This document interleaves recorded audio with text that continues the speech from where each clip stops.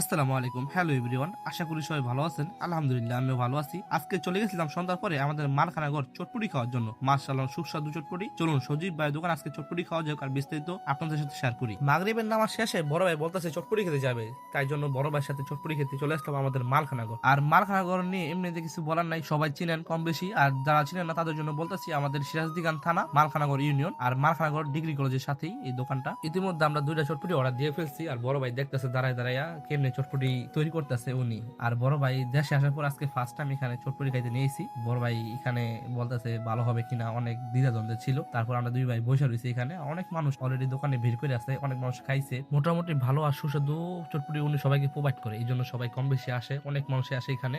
আর আজকে এই জন্য আমি চলে গেলাম ভাইকে নিয়ে। আর ভাই তো জানা না এখানে চটপটি খাইতে কিরকম কি স্বাদ, এই জন্য আমি চিন্তা করছি উনি খাক পরে বুঝতে পারবে। বলতে বলতে আমাদের চটপটি এসে পড়ছে আর চটপটি দেখতে তো ভালোই লাগতেছে।